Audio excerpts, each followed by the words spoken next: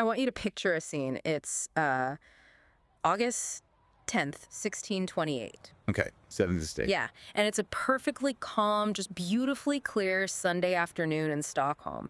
Thousands of people are lining the cliffs. You've got diplomats there, locals are cheering, and martial music is playing from the decks. Oh, and you could probably smell the black powder, right, from the ceremonial salute. Exactly. The smell of black powder is just hanging in the air. You are watching this majestic, heavily armed warship. I mean, the absolute pride of the Navy beginning its maiden voyage. The biggest event of the year. Totally. And then a light breeze hits, just a breeze. And within 20 minutes, the ship leans over, water violently pours through its open gun ports, and it sinks straight to the bottom of the harbor. Right in front of this horrified, cheering crowd. Yeah, it just goes down. So looking through today's stack of historical research, maritime documents, and archaeological reports, our mission for this deep dive is to really figure out how this happened, because we aren't just looking at a simple engineering failure today. No, not at all. The story of the Swedish warship Vasa is this spectacularly dark comedy of human hubris, a deeply broken administrative system, a 333-year disappearance, and, well, a miraculous rescue. We're basically unpacking how absolute power and honestly the sheer terror of contradicting a boss combined to create one of the most expensive and embarrassing disasters in European history. Right. Where do we even begin with something like this? Well, to really understand how a disaster of this specific magnitude gets greenlit, we have to start with the pressure cooker that was Sweden in the 1620s. Okay. Because Sweden at this time isn't just a quiet country. It's a highly militarized state trying desperately to transform itself into a European hegemon. Right, they're under King Gustavus Adolphus, right? Exactly. And they're essentially surrounded by existential threats. They're locked in this bitter war with Poland and Lithuania over territorial and dynastic disputes. I mean, the Polish king actually claims the Swedish throne. Oh, wow, so the stakes are incredibly high. And it gets worse. They're looking south with absolute dread at the Catholic imperial forces advancing during the 30 Years' War. Survival basically means controlling the water. Like, if you can't control the Baltic Sea, you just can't protect your borders. You nailed it. The Baltic Sea is the crucial theater. Naval supremacy is not a luxury for King Gustavus Adolphus. It is the absolute core of his entire geopolitical strategy. But the Navy wasn't doing so great at the time, were they? No, they were in bad shape. Just 3 years prior, in 1625, they lost 10 major ships in a single violent storm. 10 ships. Okay. In one storm. Yeah. So they are desperate. They need to protect their coast. They need to transport troops to Germany. And they really want to blockade lucrative Polish trade ports like Danzig.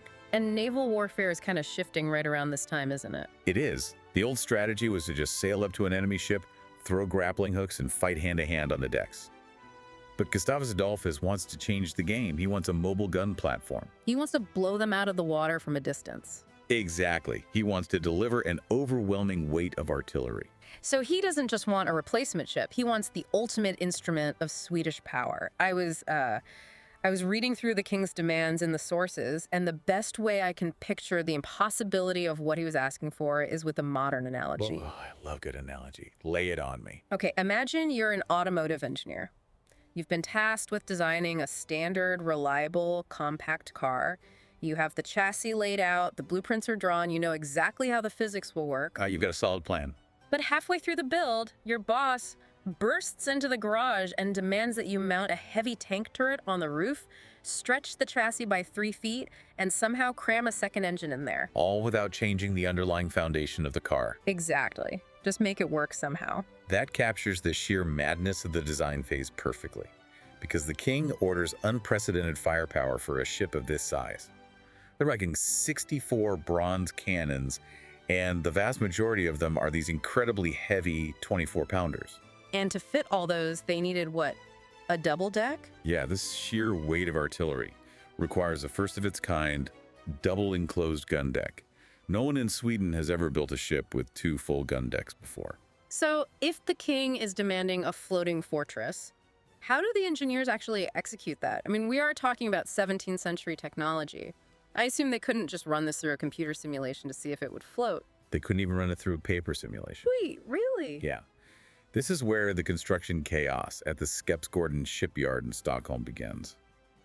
The master shipbuilder, Henrik Hybertsson, signs the contract in 1625.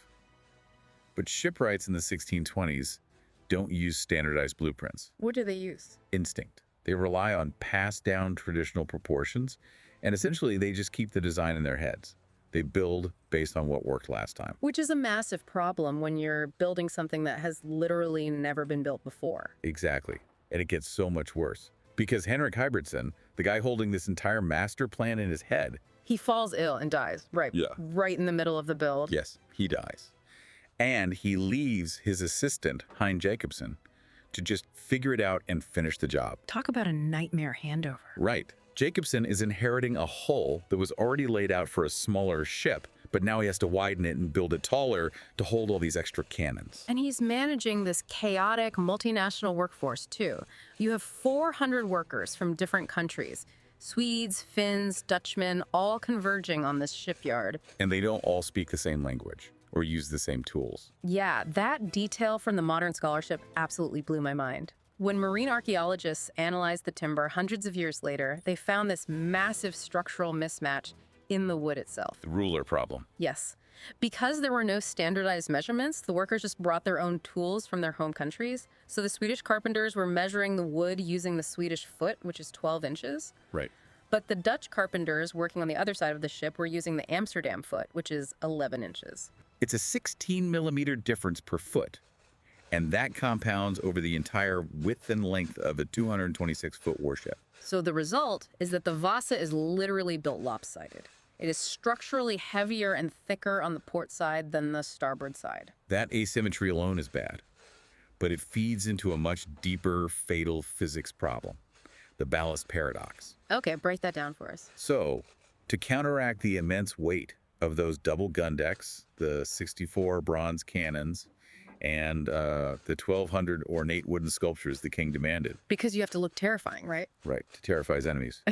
But because of all that weight up top, the ship desperately needs heavy stone ballast in the very bottom of the hull. And ballast acts as the counterweight. It keeps the center of gravity low, so the wind pushing on the sails above doesn't just tip the whole thing over. Precisely. Yeah. But remember, the keel was originally laid out for a smaller, shallower ship.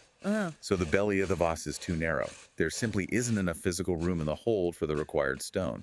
They pack in 120 tons of stone, which is almost double the standard amount for a ship that size.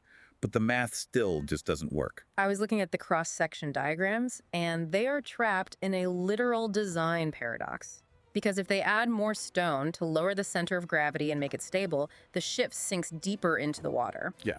But if it sinks deeper into the water, the lower gun ports, which sit dangerously close to the waterline anyway, will be dragged completely under. Exactly. If they make it stable, it sinks. If they keep the guns above water, it is so top-heavy that a stiff breeze will flip it. You would think that at some point during the construction of a massively top-heavy, lopsided warship, someone would look at this thing bobbing in the water and realize it was a death trap. Right. Like before putting human beings aboard. Well, the crazy thing is they absolutely did realize it. They did. Yeah, in the summer of 1628, there was a demonstration that should have stopped the entire project in its tracks. Oh, the lurching test. Reading the historical accounts of this test is just an incredible visceral experience. It really is. Imagine standing on the wooden deck of this colossal ship while it's tied securely to the dock. The ship's master orders 30 crewmen to stand on one side and then run in unison to the other side. Just back and forth. Yeah, you hear the frantic rhythmic sound of 60 heavy boots sprinting across the wood. And then you hear the deep, ominous groaning of the green oak timbers as this massive structure reacts. And it reacts badly. After just 3 runs back and forth, the ship heaves and rolls so violently that the observers on the dock are legitimately afraid it's going to snap its mooring lines and capsize right there. They literally have to cancel the test. And standing right there on the dock watching this terrifying display of physics is Vice Admiral Klaus Fleming. Wow. He's a powerful military official and a very close confidant of the king. And the ship's master, right then and there, explicitly warns Fleming that the vessel lacks, quote, belly, meaning it completely lacks underwater stability. Wait, I have to push back on this, because Fleming isn't some naive aristocrat. He is an experienced military commander. Very experienced. He just watched 30 guys almost flip a 1,200-ton warship just by jogging across the deck. How does he look at that and say, yeah, looks ready for the open ocean? Why doesn't he stop the launch or demand modifications to the hull? Literally do anything to prevent the obvious disaster. It's baffling, right? But to understand Fleming's silence, you have to understand the terrifying psychological grip of King Gustavus Adolphus.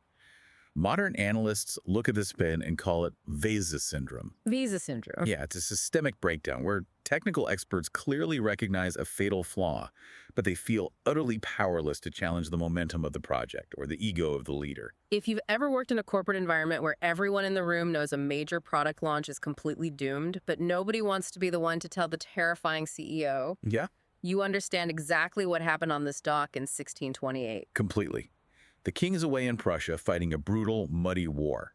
And he's been sending a stream of increasingly aggressive letters demanding this ship be finished immediately so he can use it. He wants his toy. Exactly. And nobody, not even Vice Admiral Fleming, wants to write to an absolute monarch and say, your prized project, the one that is supposed to secure the empire, the one we spend 5% of the national budget on, is a fundamental failure. So what does Fleming do? Fleming's only recorded response to the terrifying lurching test was a muttered wish that the king were there to see it for himself. Wow, just wishing the problem away.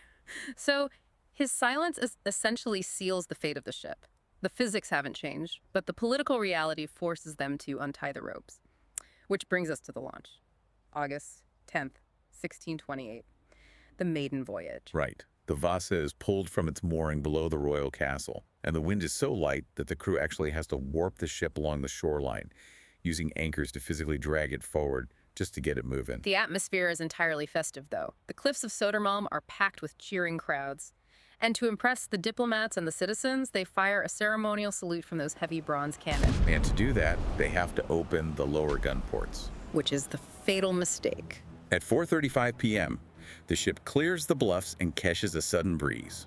Now, we use the word breeze, but meteorological estimates suggest it was only about an 8-knot gust. Barely enough to ruffle your hair. Exactly. The 4 unfurled sails catch this wind, and the top-heavy Vasa heels sharply to its port side. For a few agonizing moments, it seems to defy gravity. It slowly rights itself. But then as they pass a gap in the bluffs, a second, slightly stronger gust hits the sails. And that's it. The ship leans so far over that those open lower gun ports, which sit just over a meter above the waterline, dip below the surface. And once the water breaches those ports, the physics become irreversible. There's no coming back. Seawater rushes in at an unstoppable rate. Suddenly, the tone of the day shifts from a parade to a violent human tragedy. Below deck, the situation is a nightmare. Oh, it must have been horrific. You have sailors struggling to climb wildly tilting wooden ladders in near complete darkness, fighting against a massive freezing flood of seawater. The ballast is entirely useless, the heavy cannons are pulling the ship downward, and the vessel simply gives up. The outcome is incredibly sobering. The ship sinks just 1,300 meters into its voyage. It travels less than a mile. Less than a mile. It comes to rest 32 meters deep in the thick mud of the harbor. And the human toll is tragic. Somewhere between 30 and 53 people die that day, many of them trapped inside the lower decks. It is a stark reminder that administrative hubris and the obsession with projecting national power always carry a very real flesh and blood cost. Always. It's absolutely devastating. The pride of the Swedish Navy is sitting in the mud with only its top masts sticking out of the water like grave markers. And you can bet that when word reaches the king in Prussia, he isn't going to look in the mirror and reflect on his impossible demands. Oh, definitely not. He needs someone to blame. The financial loss alone requires a scapegoat. The Vasa cost roughly 5% of Sweden's gross national product. The king demands heads to roll, so the authorities immediately arrest Captain Surfing Hampson, who survived the sinking, throw him in prison at the royal palace, and convene an inquest. And this inquiry is pure, desperate political theater. They interrogate the captain, looking for any operational excuse. They ask if the cannons were loose, shifting the weight. Trying to pin it on the crew. Exactly. But the captain swears up and down that the cannons were tied down securely and the crew was completely sober. And the amazing thing is, centuries later, marine archaeologists proved him right. Yeah, that's fascinating. When they explored the wreck, the gun carriages were found exactly where they were supposed to be, tightly lashed to the decks. It wasn't crew error. So, since they can't blame the crew, the tribunal turns to the surviving shipbuilder, Hein Jacobsen. And Jacobsen deflects the blame by stating a simple, dangerous truth. He built the ship exactly according to the dimensions and armaments approved by the king himself. That is a bold move. Right. Another builder, Arndt de Groot, famously tells the tribunal that, quote, only God knows whose fault it is. Which is a brilliant and terrifying legal defense. Because if the tribunal pushes any harder, they're going to inevitably implicate the king's design changes. You can't blame God, and you certainly can't blame an absolute monarch who has the power to execute you. So they find the dark, wry comedy of the situation. They find the perfect scapegoat. They blame Henrik Hybridson, The original master shipwright. the man who had already been dead for a year. He can't defend himself. He can't point fingers at the king. So the tribunal essentially says, it was his bad design from the start, and neatly closes the book. And here's the grand systemic irony of the aftermath. Practically everyone else involved in this catastrophic failure is promoted. Wait, really? Promoted? Yeah. Captain Hansen goes on to command other ships. Hein Jacobsen gets promoted and goes on to build very successful and noticeably much wider ships for the Swedish Navy. Vice Admiral Fleming remains a trusted confidant. The system completely insulated and protected itself. The guilty are promoted, the dead are blamed, and the Vasa is left at the bottom of the Baltic Sea, totally forgotten. The masts rot away, the memory fades, and it just sits in the dark for 333 years. Until we fast forward to the 1950s, when the environment of the Baltic Sea itself sets the stage for a miraculous return. Enter Anders Franzen. He is an amateur maritime historian and a fuel engineer. He spends years dragging grappling hooks along the bottom of Stockholm harbor, pulling up dead cats, rusty iron stoves, and ladies' bicycles. People probably thought he was completely crazy. Oh, they definitely did. But Franzen knows a vital biological secret about the Baltic Sea. Unlike the rest of the world's oceans, the brackish water of the Baltic Sea lacks a very specific organism, Teredo nivalis, the shipworm. If the Vasa had sunk in the Caribbean or the Atlantic, this voracious little saltwater clam would have devoured the wooden hull in a matter of decades. It would have been gone. But because the Baltic has such low salinity, the shipworm can't survive there. In the Baltic, wood endures. Knowing this, in 1956, Franzen drops a custom-made gravity core sampler into the water, basically a heavy metal pipe designed to punch into the seabed. And when he pulls it up, there is a plug of dark, waterlogged black oak stuck inside the tube. He found it. He found it. He convinces a Navy diver named Per Edvin Felting to go down and investigate. Keep in mind, the polluted water in Stockholm harbor is pitch black. Visibility is zero.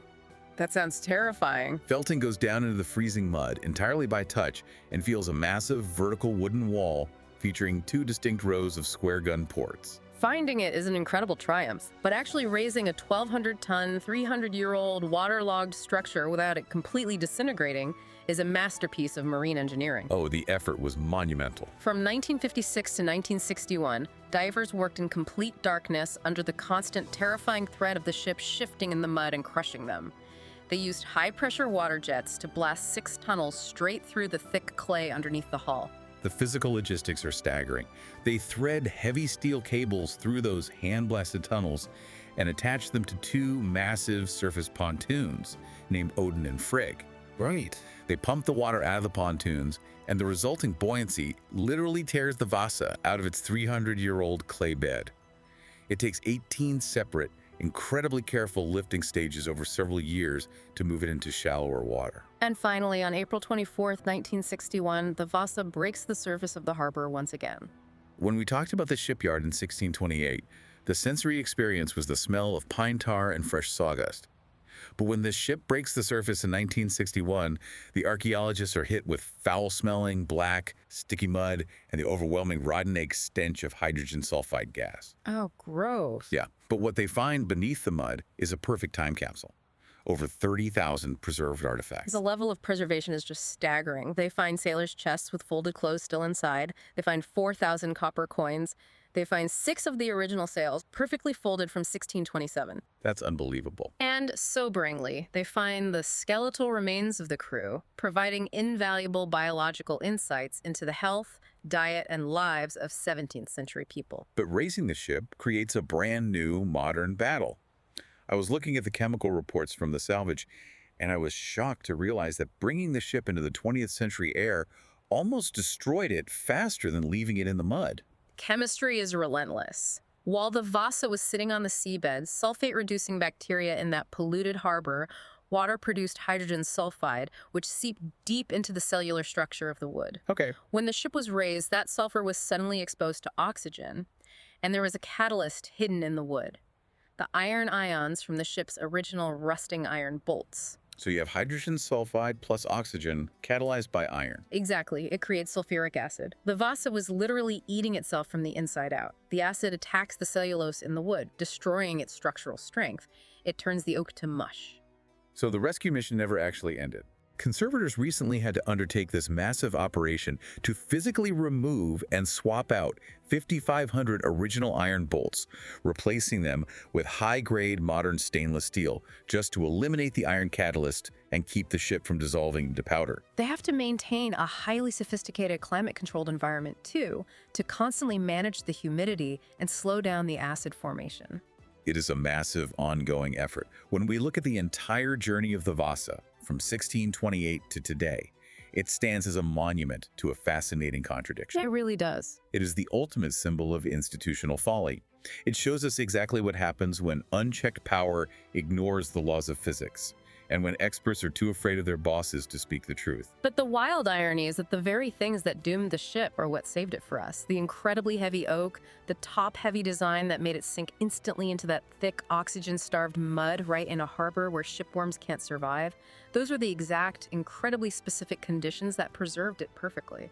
Yeah, if Henrik Hyberson and the king had built it correctly, the Vasa would have sailed, fought its battles, eventually rotted in a scrapyard, and been completely forgotten. Its absolute failure is the only reason it achieved immortality. Which is such a wild thought. Which leaves me with a final thought for you to ponder long after this deep dive ends. We talk about the Vasa as having been, quote-unquote, saved or rescued in 1961. Right. But when you look at that ongoing chemical battle against the sulfuric acid, the replacement of thousands of bolts with modern steel, the artificial climate control, perhaps historical preservation isn't a single triumphant act of rescue. Maybe it is an endless, eternal negotiation with decay. What does it really mean to save history if the act of saving it requires us to constantly alter the very thing we are trying to protect? The next time you picture that beautiful, calm Sunday in 1628, remember that the ship sinking wasn't the end of its story. It was just the moment the clock stopped, waiting for us to start it again.